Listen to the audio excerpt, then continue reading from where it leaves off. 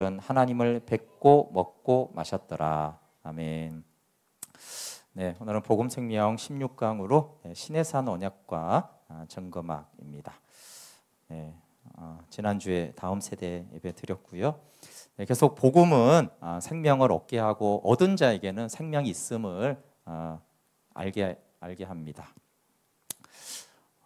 우리 안에 아들 안에 있던 생명이 있음을 알고 이제 구약부터 쭉 복음을 증거하는데, 그래서 바울은 아브라함에게 복음을 전했다라고 하시 그 복음대로 이배굽과 출애굽을 저희가 보고, 또 요셉과 모세에게 가장 은혜 입은 자가 배신하고 거절한 그들임을 보면서 그곳에 예수 그리스도와 또 십자가의 모형이 있다는 것을 보게 됩니다.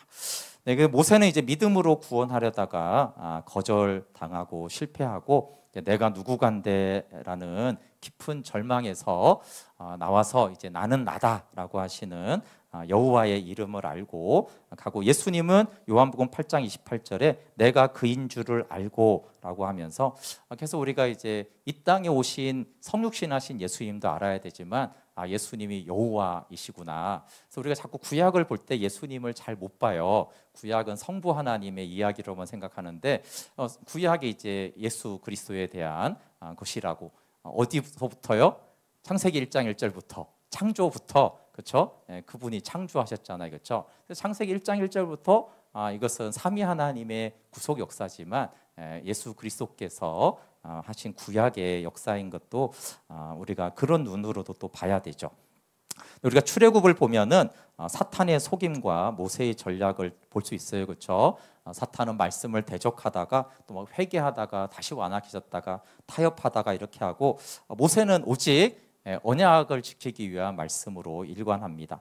그리고 이제 장자 죽음과 홍해는 바로가 이렇게 죽음으로 끝나는구나라는 것을 이제 알게 하고, 유월절은 양이 심판받아서 심판이 넘어간다, 유월이 이제 넘어간다 이런 뜻이고요.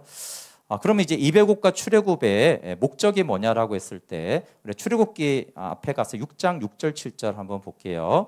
네, 목적을 우리가 알고 이제 출애굽을 해야 되기 때문에 6장 6절 7절 한번 같이 찾았으면 읽어보겠습니다. 시작. 그러므로 이스라엘 자손에게 말하기를 나는 여호와라. 내가 애굽 사람의 무거운 짐 밑에서 너희를 빼내며 그들의 노역에서 너희를 건지며 편팔과 여러 큰 심판들로써 너희를 속량하여 너희를 내 백성으로 삼고 나는 너희의 하나님이 되리니 나는 애굽 사람의 무거운 짐 밑에서 너희를 빼낸 너희의 하나님 여호와인 줄 너희가 알지라. 네, 6절은 이렇게 쭉 출애굽의 역사를 말하면서 너희를 이제 속량한다. 속량이 이제 6월절 후에, 그 다음에 7절에 너희를 내 백성으로 삼고 나는 너희의 하나님이 된다. 아주 언약 공식으로 중요한 구절이죠. 나는 너희의 하나님 되고 너희는 내 백성이 된다가 구약에서 25번 나옵니다. 그래서 노예 생활에서 해방시키고 구속을 넘어서 그 목적은 언약 백성 삼기 위한 것이다라는 것을 하나님 말씀하시고 이제 출애굽 구원을 이루십니다. 그리고 이제 출애굽을 구원한 다음에 당연히 19장부터 24장이 이제 신해산 언약 관계를 맺는 거고, 저희가 오늘 본문을 읽을 때 19장과 24장을 읽었는데 그 신해산 언약의 시작과 끝 부분을 읽은 것입니다. 그리고 이 안에 이제 십계명이 있는데, 십계명보다 더 중요한 것이 언약의 서언입니다. 언약을 시작할 때 4절부터 6절이 언약 사상의 이제 심장부에 해당하는데요. 한번 같이 19장 4절 말씀 한번 같이 읽어보겠습니다. 네, 이 언약이 뭔지를 이제 설명하기 때문이죠. 이제 4절 같이 읽어볼게요. 시작. 내가 애굽 사람에게 어떻게 행하였음과 내가 어떻게 독수리 날개로 너희를 업어 내게로 인도하였음을 너희가 보았느니라. 네, 출애굽 구원을 딱 이렇게 한 줄로 말씀했는데, 하나는 뭐예요? 애굽 사람을 내가 어떻게 사탄의 권세를 내가 심판했는 것과, 또 하나는 내가 어떻게 독수리 날개로 너희를 업어서 내게로 인도하였는지가 너희를 보았다. 출애굽을 이렇게 해요. 근데 여기서 하나 알 수 있는 게 뭐예요? 이 출애굽 구원은 하나님이 일방적으로 행하신 하나님의 선물인 것이죠. 여기에 뭘 한 것은 없습니다. 아브라함에게 하신 언약 자체가 헷불 언약이고 내가 일방적으로 내가 행하겠다라는 은혜의 언약이기 때문에 이 출애굽 구원은 내가 일방적으로 행한 선물로 준 것이다라고 말하는 거예요. 근데 이제 이 출애굽 구원 다음에 이제 5절 6절에 보면은 이제 언약 관계라는 것이 이제는 일방적이지 않다라고 하는 부분이 이제 5절 6절에 나옵니다. 같이 읽어볼게요. 시작. 세계가 다 내게 속하였나니 너희가 내 말을 잘 듣고 내 언약을 지키면 너희는 모든 민족 중에서 내 소유가 되겠고 너희가 내게 대하여 제사장 나라가 되며 거룩한 백성이 되리라. 너는 이 말을 이스라엘 자손에게 전할지니라. 네, 그래서 이 신의 산 언약은 이제 언약의 조건이 들어가잖아요, 그렇죠? 5절에 너희가 내 말을 잘 듣고 내 언약을 지키면이라는 이제 조건문이 들어갑니다. 그리고 이거 잘 듣고가 이제 원문에서는 쉐마라고 그랬어요, 그렇죠? 그래서 직역하면 듣고 또 듣고라고 그랬죠. 그래서 하나님의 말씀을 듣고 또 듣고, 이제 의미는 쉐마는 듣고 순종하기 위해서 듣는 것을 쉐마라고 하는데 듣고 또 들으라고 말씀합니다. 그렇게 듣고 또 들어서 내 언약을 지키면 말씀을 듣고 순종할 때 이제 지켜지는 조건의 규정입니다. 언약 당사자가 관계에 대한 책임을 다하는 상태가 언약적 의인데, 그래서 신명기 6장 25절에 우리가 그 명령하신 대로 이 모든 명령을 우리 하나님 여호와 앞에서 삼가 지키면 그것이 곧 우리의 의로움이라 할지니라. 그래서 우리가 출애굽 구원의 의가 있고요.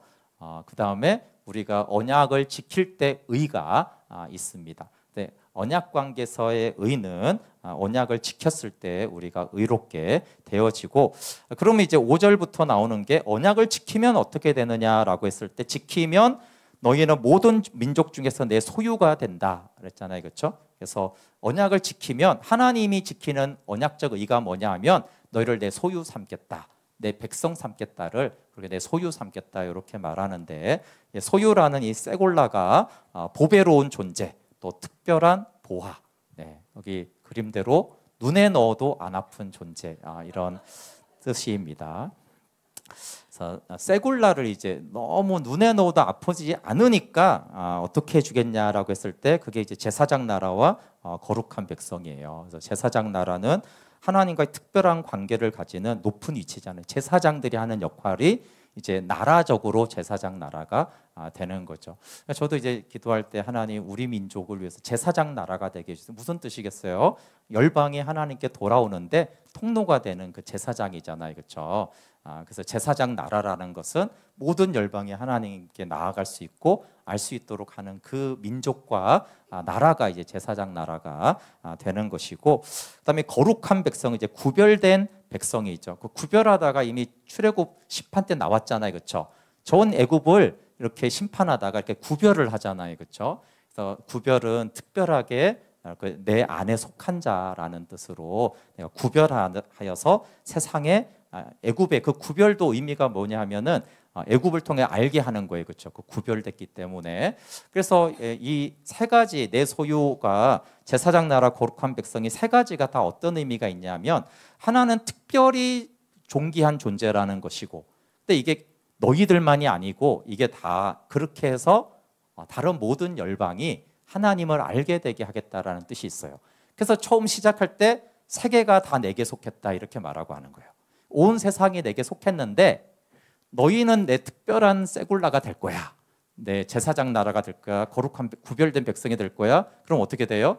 특별히 너희를 내가 돌보고 지키고 존귀하게 해서 이 모든 세상에 세계가 다 내게 속하였다는 것을 내가 알게 하겠다라고 하는 거예요. 그러면 또 뭐가 생각나야 돼요? 아브라함에게 전한 복음이 생각나야죠, 그렇죠? 보세요, 아브라함을 특별히 택했잖아요, 그렇죠? 아브라함을 특별히 택해서 어떻게 돼요? 모든 민족이 하나님을 알게 된다라는 거잖아요. 복을 얻게 되는 거잖아요. 그러니까 이 아브라함이 하신 복음하고 지금 이 언약의 내용은 똑같은 거예요. 왜냐하면 아브라함에게 한 그 약속이 계속적으로 더 구체화되는 것이기 때문에 이제는 한 사람에게 말했던 것이 이제 한 민족에게 동일하게 이게 복음이 이제 증거되고 너희를 내가 택해서 이제 모든 열방이 영생의 복을 얻게 하겠다라는 것이 이 신의 산 언약에 들어 있습니다. 약속과 좀 언약은 다릅니다. 참 언약이라는 말을 오늘날이 없으니까 우리가 좀 어렵지만 약속은 내가 너한테 서로 약속도 있지만 내가 너한테 약속할게라고 해서 사실은 한 사람이 한 사람에게 일방적으로 하는 것을 약속이라고 그래요. 근데 언약은 이제 약속을 넘어서서 공적인 관계를 법적으로 규정하는 것이죠. 그래서 시내산 언약은 하나님이 이스라엘의 하나님이 되고 이스라엘의 하나님의 백성이 되는 이 관계를 법적으로 공적으로 규정하는 것입니다. 그래서 어쨌든 이성 교제할 때 서로 약속할 수도 있고 나는 너를 어떻게 하겠다 이렇게 약속할 수 있지만 이제 결혼은 이제 한쪽의 약속으로 이루어지지는 않잖아요, 그렇죠? 그래서 쌍방이 약속할 뿐만 아니라 그 약속을 법적으로 규정하는 것을 언약이라고 하기 때문에 오늘날에는 이제 결혼이 이제 가장 비슷하긴 하지만 결혼은 훨씬 약하죠, 그렇죠? 언약은 안 지키면 가서 죽였다고 그랬잖아요, 그렇죠? 네, 결혼은 안 지켜도 안 죽이잖아요, 그렇죠? 그래서 이제 언약이 훨씬 더 강한 개념의 약속이죠.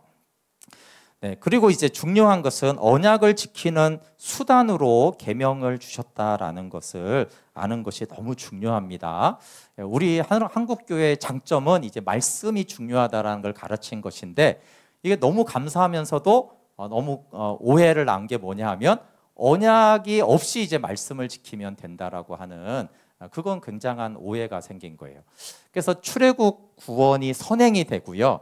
출애굽 구원은 언약을 지키기 위해서고 언약 관계를 맺기 위해서고 언약 관계를 유지하기 위해서 계명이 주어진 거예요, 그렇죠?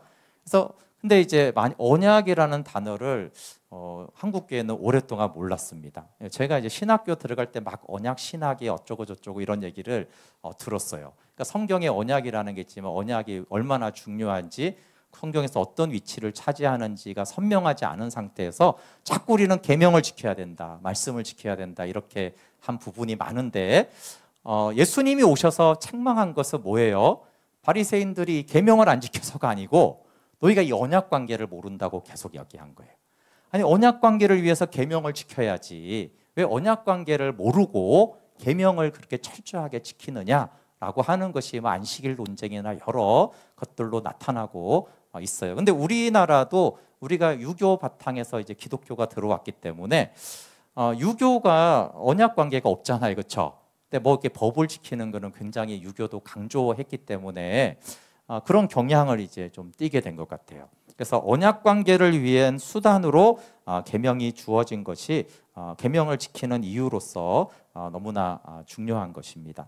그래서 말씀을 안 지키는 것이 큰 문제가 아니고요. 말씀을 안 지켜서 언약 관계가 깨지는가가 굉장히 중요한 거예요. 근데 우리가 관계라는 걸 생각했을 때 사실 뭐 하나를 뭐 안 했다고 관계 자체가 깨지는 건 아니잖아요, 그렇죠? 그러니까 우리가 뭐 계명에 한두 가지를 안 지켰어, 그게 그렇게 중요한 게 아니에요. 그러나 이제 계명이 약속이 안 지켜지고 말이 안 되고 속이고 이렇게 되면은 이제 관계 자체가 서운해지기도 하고 깨지기도 하잖아요, 그렇죠? 그거는 굉장히 중요한 이제 문제가 되는 것이죠. 그래서 언약 관계를 위해서 이제 계명이 작동하고 있다라는 것을 알아야 되고, 그러면 이제 계명을 어떻게 지켜야 되는지도 아는 거예요. 복과 저주를 때문에 우리가 지키는 게 아니라 언약 백성 삼아 주신 그 사랑의 관계 때문에 지키는 거죠. 그래서 20장 6절에 이렇게 돼요. 20장 6절을 출애굽기 보면 나를 사랑하고 내 계명을 지키는 자에게는, 이게 같은 거예요. 하나님을 사랑하는 것과 하나님의 계명을 지키는 게 이제 동일하게 언급이 되잖아요. 그러니까 사랑해서 지키는 거고 사랑함으로 지키는 거구나. 그렇게 되어지면 천대까지 은혜를 베푼다 이렇게 말해요. 근데 사랑해서 사랑으로 지켜지지 않으면 이게 이제 자꾸 율법주의가 되잖아요, 그렇죠? 그래서 생명에 이르게 할 계명이 로마서 7장에 도리어 사망이 되는 일은 왜 생겨요? 이게 사랑함으로 지키면 이게 생명이 되거든요. 왜? 언약 관계가 더 아름다워지니까. 근데 그런 사랑이나 이런 동기가 아니라 뭐 인정을 받기 위해서나 아니면 행위로 율법을 지키기 위해서 지키면 원래는 언약 관계를 더 풍성하게 하는 생명에 이르게 할 계명인데 그게 도리어 사망에 이르게 되잖아요, 그렇죠? 근데 처음부터 사랑함으로 언약 관계를 위해서 계명이 주어졌기 때문에 그렇게 지키면 생명에 이르게 되는 것인데 사탄이 계속 속이잖아요. 죄의 세력이 그렇게 우리가 말씀을 지키지 못하도록 우리가 기도하는 것조차도 예배하는 것조차도 자꾸 다른 동기와 이유로 지키게 함으로 하게 되면 그게 도리어 사망이 됩니다. 교만하게도 되어지고. 그래서 이 사랑이 동기되려면 언약의 서원이 굉장히 중요해요. 그래서 시작할 때 뭐라고 시작했다고요? 내가 애굽에서 어떻게 행한 것과 독수리 날개로 내가 어떻게 업어왔는가를 너희가 항상 기억해야 돼요. 그게 뭐예요? 늘 우리에게는 그 십자가 사랑인 거예요. 십자가 사랑 때문에 언약 백성이 되었고 십자가 사랑 때문에 너하고 이런 관계가 되었으니까 그 십자가 사랑을 기억함으로 내 계명을 지켜라. 그러면 이제 생명이 되고 언약 관계가 더 풍성해진다라고 하는 것이죠. 근데 우리가 이 십자가 사랑의 복음을 떠나서 무언가를 이제 지키게 되어지면 그게 아무리 선한 일일지라도 이제 자기 주장이 되기 때문에 도리어 사망이 되어지면, 그래서 이 서원이 굉장히 중요합니다. 그래서 이제 이 서원을 한 다음에 이제 언약을 지키는 방편으로 아까 토라가 주어진다고 했잖아요, 그렇죠? 그래서 이제 20장부터 23장의 내용은 토라라고 하는 십계명을 기초로 하는 계명이 주어집니다. 우리가 잘 아는 대로 하나님 사랑과 이웃 사랑이 십계명이 이제 대표로 주어집니다. 그런데 이제 십계명을 딱 선포하니까 그때 막 어떻게 선포됐냐 하면은 막 여기 나오는 대로 막 우레와 번개와 나팔 소리와 연기 가운데 이렇게 계명이 선포된 거예요. 그러니까 이스라엘 백성들이 어떻게 했어요? 할렐루야 이렇게 하는 게 아니라 우리가 죽을까 하노라 이렇게 됐어요. 그래서 뭐라고 말하냐면 모세한테 말을 해요. 모세, 당신이 듣고 우리한테 전해달라. 하나님 계속 우리한테 말하게 하지 말아달라. 그러니까 중재를 요청하는데 당연히 이제 모세가 중재는 중재자 대신 중보자 대신 예수 그리스도를 말을 하는 거예요. 우리는 비록 구원받은 자이지만 출애굽 구원을 받았어도 어떻게 돼요? 우리가 직접 하나님의 말씀을 받을 수 있는 존재가 아니에요. 그리스도가 우리의 중보자가 되셔서 그리스도를 통해서 우리가 하나님의 말씀이 우리한테 오고 우리도 이렇게 나아가는 것이죠. 백성들이 이제 화답을 합니다. 24장 3절에 여호와께서 말씀하신 모든 것을 지키겠습니다 이렇게 말하니까 모세가 여호와의 말씀을 다 기록하고 하나님과 백성들 사이에 언약을 체결하도록 합니다. 모세의 역할이 계속 체결하게 하죠, 그렇죠? 예수 그리스도가 이렇게 하나님과 우리 사이의 언약을 체결하게 하는 것을 하는 거예요. 그렇기 위해서 이제 하나님을 상징하는 것으로 한쪽에 제단을 쌓고 한쪽에는 12개의 돌기둥, 이스라엘 백성을 상징하겠죠. 그 양쪽을 딱 한 다음에 이제 서로 번제와 화목제를 드린 다음에 이제 마지막 체결식이 뭐냐 하면 피로 언약식을 체결합니다. 그 부분이 저희가 읽었는데 우리 24장 7절 8절 다시 한번 읽어볼게요. 24장 7절 8절 시작. 언약서를 가져다가 백성에게 낭독하여 듣게 하니 그들이 이르되 여호와의 모든 말씀을 우리가 준행하리이다. 모세가 그 피를 가지고 백성에게 뿌리며 이르되 이는 여호와께서 이 모든 말씀에 대하여 너희와 세우신 언약의 피니라. 네, 여기 너무 중요합니다. 너희와 세우신 언약의 피다. 그래서 피로 언약을 세웁니다. 짐승의 피로 시내산 언약이 체결이 됩니다. 그리고 이제 그 성취가 26장 마태복음 28절에 그리스도의 피로 세운 새 언약으로 완성이 돼요. 줄여서 이렇게 했잖아요. 24장에 언약서를 가져다가 너희와 세우신 언약의 피다 그랬잖아요, 그렇죠? 근데 마태복음 26장 28절에 이것은 죄 사함을 얻게 하려고 많은 사람을 위하여 흘리는 바 나의 피 곧 언약의 피다. 먼저는 죄 사함을 얻게 하는 피예요, 그렇죠? 근데 죄 사함만 얻게 하는 피가 아니고 이거 안 중요하다는 게 우리가 잘 알고 있으니까, 그렇죠? 피는 보혈은 죄 사함을 받게 해요, 그렇죠? 그리고 죄 사함을 받게 할 뿐만 아니라 언약을 맺게 하는 피다라고 말씀하세요. 그러니까 하나는 죄 사함을 주고 두 번째는 언약을 맺게 하잖아요. 피의 효력이, 그렇죠? 피가 하는 것이. 그다음에 히브리서 9장 14절도 마찬가지인데 흠없는 자기를 하나님께 드린 그리스도의 피가 깨끗하게 해요, 그렇죠? 죄 사함에 대한 말씀을 다시 반복하잖아요. 그 다음에 뭘 해요? 하나님을 섬기게 하는 거예요. 어떻게 하나님을, 죄 사함만 받는 게 아니라 하나님을 섬기게 하는데 어떻게 섬기게 하냐니까 이로 말미암아 뭐예요? 그리스도의 피로 말미암아 그는 새 언약의 중보자가 되셨다. 예수 그리스도는 피로 말미암아 새 언약을 맺게 하신 중보자, 모세가 중보를 지금 하고 있잖아요, 그렇죠? 그 중보자가 되셨다라고 말씀하고 있어요. 그래서 피는 두 가지를 하는 거예요. 죄 사함과 언약을 맺게 하는 피예요. 근데 이제 죄 사함만 많이 너무 강조가 된 면이 있잖아요, 그렇죠? 당연히 죄 사함 너무 중요한데 죄 사함을 받아야 언약을 맺으니까. 그렇지만 죄 사함과 함께 언약을 맺게 한다라는 것을 우리가 보혈의 능력임을 알아야 됩니다. 그러면 이제 언약 후 만남 전후가 어떻게 달라는지를 볼 수 있어요. 피로 세운 언약을 체결한 후에 하나님과 이스라엘이 만나는데 언약 전에는 어땠다고요?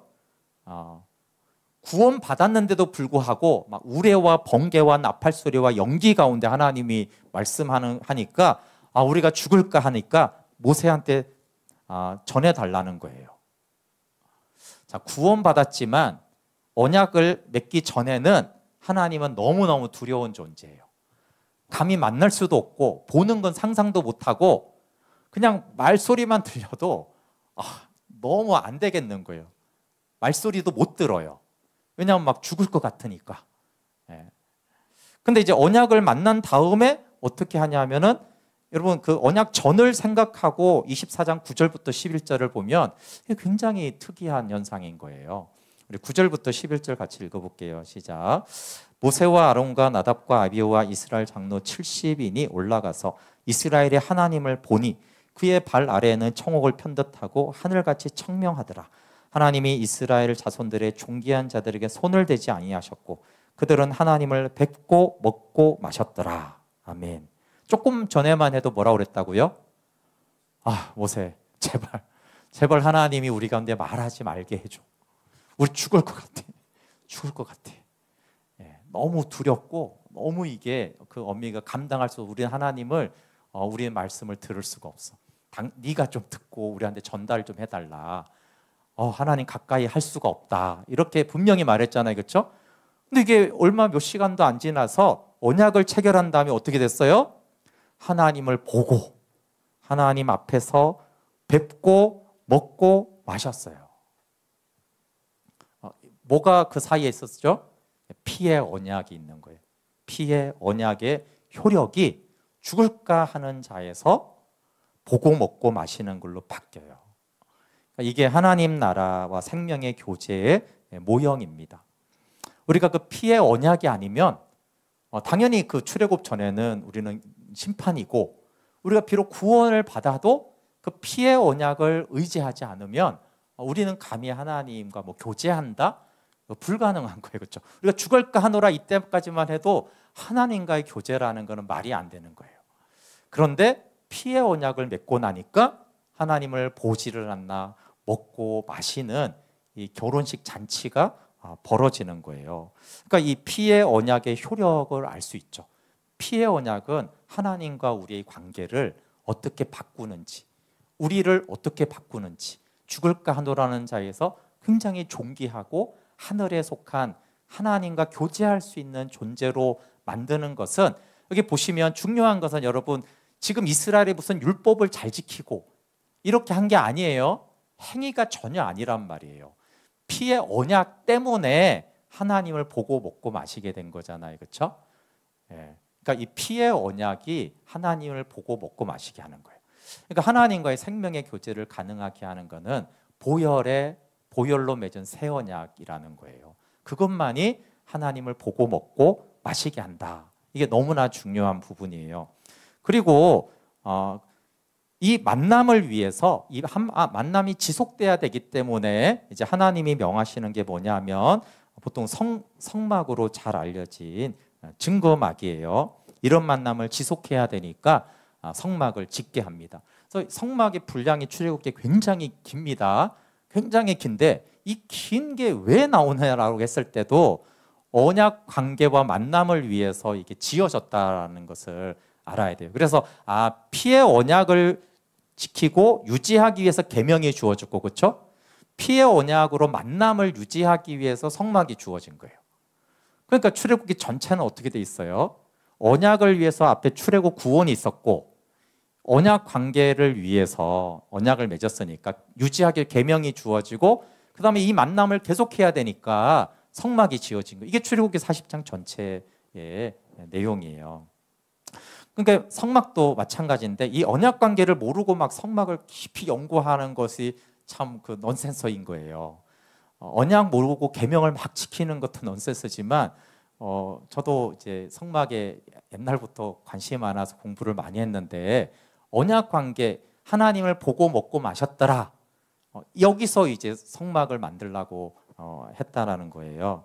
그래서 결혼식 후에 신혼집을 마련하듯이 만남을 유지하기 위해서. 그래서 예배와 교회는 만남이 핵심인 거예요.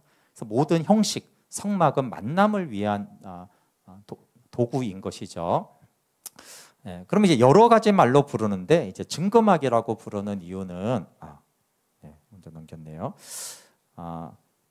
증거궤, 언약궤가 이제 중요해서 언약을 맺은 막이다, 이런 말로 이제 증거막이다라고 하기도 하고요. 그래서 증거막은 언약을 유지하고 발전시킵니다. 그리고 만약에 관계가 깨지면은 다시 회복하게 하는 것이죠. 그래서 이제 5대 제사가 있는데, 당연히 이제 번제와 화목제 같은 것은 언약을 유지하고 발전하는 거예요. 더 깊은 언약 관계를 위해서. 근데 이제 언약이 이제 계명을 깨트리면 언약 관계에서 만남을 할 수가 없잖아요, 그렇죠? 그때 이제 속죄제와 속건제로 다시 언약 관계를 회복할 수 있도록 하는 역할들이 이제 증거막에서 이루어지게 하신 것이죠. 그래서 하나님이 임재하는 거룩한 막이라고 할 때는 성막, 또 하나님과 이스라엘을 만난다라고 할 때는 회막, 이렇게 부릅니다. 그래서 지성소 안에 이제 언약 유지를 위한 언약궤, 증거궤가 있고, 그 안에 이제 십계명이 있습니다.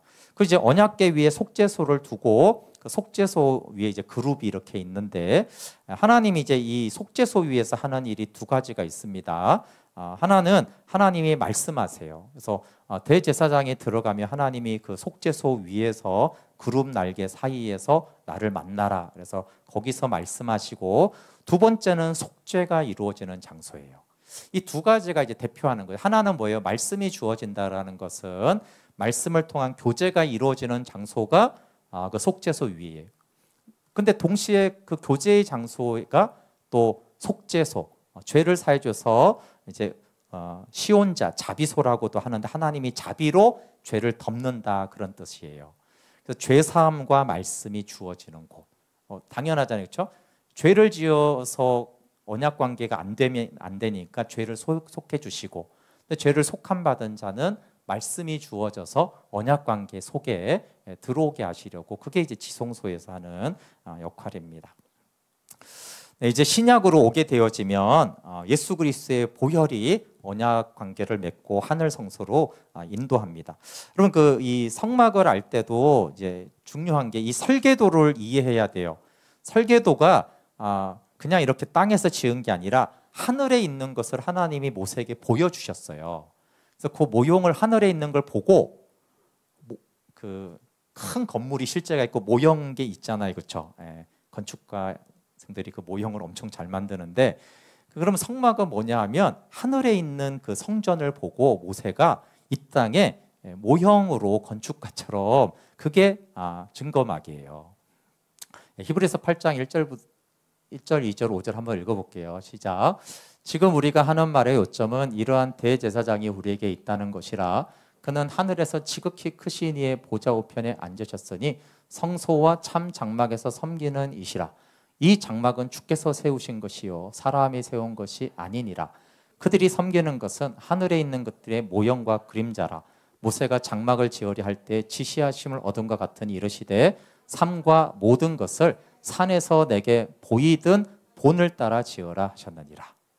산에서 뭘 보여줬어요? 시내 산에서 모세에게 하늘 성소를 보여줬어요. 그리고 본이 뭐예요? 하늘에 있는 모형과 그림자로 너희가 지어라, 이렇게 한 것이에요. 근데 이미 그러니까 하늘에 성소가 있고 그 다음에 하늘에 누가 있어요? 하늘에는 성소와 참 장막이 있는데 거기서 섬기는 이가 계세요. 그러니까 아론이 대제사장이 되고 예수님이 부활 후에 히브리서 영원한 대제사장이 되는 게 아니고 진짜 성막도 하늘에 있었고 하늘에서 예수님은 영원한 대제사장으로 계신 거예요. 그렇죠? 그 모형을 따라서 모세가 성막을 만들고 아론을 대제사장으로 이렇게 다 세운 것이에요. 다 하늘의 것이 원본이고 그것을 따라서 이 땅에 우리가 보고 이해할 수 있도록 하늘에서 어떻게 하나님과 교제하고 우리가 하나님께 어떻게 나아가는가를 이제 이 땅에서 이제 보여준 것이 이제 성막과 대제사장과 같은 여러 제도라는 것을 알 수 있어요. 그래서 이제 십자가와 부활 승천하신 후에 주께서 세우신 장막에서 예수님은 여전히 대제사장으로 섬기십니다. 그래서 새 언약을 맺었잖아요. 누가복음 22장 20절에서 그 새 언약을 맺은 다음에 그 언약 관계로 인도하는 분도 예수님이에요. 히브리서 4장 14절부터 16절 같이 우리 너무 잘 아는 거지만 하늘의 성소가 먼저 있었다라는 것을 이해하고 이걸 다시 보면은 대제사장이 성소에서 했던 그 역할은 원래 예수님이 하는 거였구나라는 것을 볼 수 있죠. 같이 읽어볼게요. 시작. 그러나 우리에게는 하늘에 올라가신 위대한 대제사장이신 하나님의 아들 예수가 계십니다. 그러므로 우리의 신앙 고백을 굳게 지킵시다. 우리의 대제사장은 우리의 연약함을 동정하지 못하시는 분이 아닙니다. 그는 모든 점에서 우리와 마찬가지로 시험을 받으셨지만 죄는 없으십니다. 그러므로 우리는 담대하게 은혜의 보좌로 나아갑시다. 그리하여 우리가 자비를 받고 은혜를 입어서 제때 주시는 도움을 받도록 합시다. 네, 원래 대제사장이 하늘 성소에서 하시고 그래서 어디까지 인도해요? 네, 은혜의 보좌가 시언좌예요. 속죄소, 그룹이 있는 그 언약궤가 있는 그것이 은혜의 보좌인데 그 은혜의 보좌까지 인도하셔서 거기서 죄를 사한 것과 구약에서 말씀하는 두 가지가 있잖아요. 그렇죠? 그 역할, 그것을 동일하게 지금도 그분이 예수님을 따라 우리의 모든 죄를 사하시고 우리가 하나님과 교제할 수 있도록 말씀을 주시면서 우리를 도와주십니다. 우리가 잘 알듯이 예수님이 십자가에 죽으실 때 지성소가 가리던 휘장이 찢어졌어요. 그렇죠? 그리고 예수의 피를 믿고 그의 죽음에 연합되면 하늘 성소로 들어갑니다. 그래서 궁극적으로 원래 하늘의 성소가 있었고 여기 하나님을 보고 먹고 마셨고 그것을 모형으로 이 땅에 있었듯이 그 그림을 이제 히브리서 10장 19절 20절이 말하는 같이 읽어볼게요. 시작. 그러므로 형제들아 우리가 예수의 피를 힘입어 성소에 들어갈 담력을 얻었나니 그 길은 우리를 위하여 휘장 가운데로 열어놓으신 새로운 살 길이요 휘장은 곧 그의 육체니라. 예수의 피를 힘입어 성소에 들어갈 담대함을 파레시아를 얻습니다. 근데 출애굽기 24장에 그 피의 효력을 지금 염두에 둔 말이에요. 피의 효력, 피의 언약을 맺기 전에는 우리 죽을까 하노라. 피의 효력 다음에는 피의 언약 다음에는 하나님을 보고 먹고 마셨잖아요. 그렇죠? 그 예수의 피를 힘입어서 성소에 들어갈 담대한 파레시아의 자격을 권리를 우리가 얻게 되었다. 그러니까 하나님을 이제는 그 전에는 우리가 죽을까 하노라 했는데 이제는 하나님을 보고 먹고 마시는 그 자격을 권리를 그 파레시아라는 권리를 우리가 얻게 되었다. 이렇게 말씀하는 것이죠. 그래서 당연히 여러분 구약에서 신의 산 언약이 아주 중심이듯이 신약에서는 새 언약 백성으로 사는 것이 신앙의 중심이 되는 것이죠. 그래서 우리가 십자가 구속을 받고 그 조건 규정은 근데 신약에서는 뭐라고 새 언약은 예레미야에서 말할 때 예수의 보혈을 힘입어 하나님께 나아가 그분을 아는 것이다 라고 하셨어요. 새 언약의 조건 규정으로는. 그래서 우리가 말씀 묵상을 이제 그렇게 하는 것이죠. 비참한 존재. 우리가 날마다 말씀 앞에 비참한 존재인 것을 발견하게 되어지는 상태가 뭐냐면 우리가 죽을까 하노라 이거예요. 우리가 거듭난 건 맞고 구원받은 건 맞지만 우리는 비참한 나로 인해서 하나님 앞에 그냥 내가 바로 서면 죽을까 하노라 해요. 그래서 이제 이스라엘 백성들이 누구를 요청해요? 모세를 요청하잖아요. 근데 우리가 나는 구원받긴 했지만 내가 하나님 앞에서 난 죽을 수밖에 없는 존재다. 그러면 뭘 요청해야 돼요? 복음이신 그리스도를 우리가 요청해야 되는 거예요. 그리스도, 그래서 피로 언약을 맺은, 피로 새 언약 백성 되게 하신 그 구속의 은혜를 우리가 힘입는 거예요. 근데 그걸, 그 피의 언약을 힘입으면 어떻게 돼요? 바로 죽을까 하노라 했다가 바로 피의 언약으로 하나님을 보고 먹고 마셨잖아요. 그렇죠? 그래서 우리가 하나님 앞에서 죽을 수밖에 없는, 죽을까 하노라라는 존재인데, 그 보혈의 새 언약의 피의 언약을 힘입으면 어떻게 돼요? 우리가 하나님을 보고 먹고 아들 안에서 아버지 품속에서 그 영광을 우리가 보게 되는구나. 이렇게 하는 거예요. 근데 히브리서가 계속 강조하는 게 뭐냐면, 아니 그 소의 피로도 하나님을 보고 먹고 마셨는데 어떻게 그리스도의 피가 그 하나님을 보고 먹고 마시게 하지 못하겠느냐라고 히브리서가 계속 강조하는 거잖아요. 그렇죠? 성막 대제사장 이걸 하면서 아니 예수가 하늘에 있는 성소에 영원한 대제사장이고 그 소의 피로도 했는데 어린 양의 피가 계속 비교를 하면서 그 시내산 언약과 비교를 사실은 계속 하는 거예요. 새 언약을. 근데 그리스도의 피가 얼마나 강력하게 하나님을 보고 먹고 마시게 하지 못하겠느냐라고 하면서 이 피의 효력, 보혈의 능력은 놀라운 언약 관계로 우리를 들어가게 해서 아버지의 영광까지, 어떤 존재가 죽을 수밖에 없는, 죽을 것 같은, 죽을까 하는 이 존재를 하나님을 보고 먹게 하는 그 교제로 들어가게 하는 것이 보혈의 능력이고 십자가의 의다라고 히브리서가 엄청 강조하는 것이죠. 그러니까 그때 이제 하나님의 사랑을 우리가 알게 되어지고 그 생명으로 우리가 이 세상을 살아가게 되고, 그것이 이제 새 언약 백성의 특권이라고 말씀하십니다. 우리 함께 찬양하고 같이 기도할까요?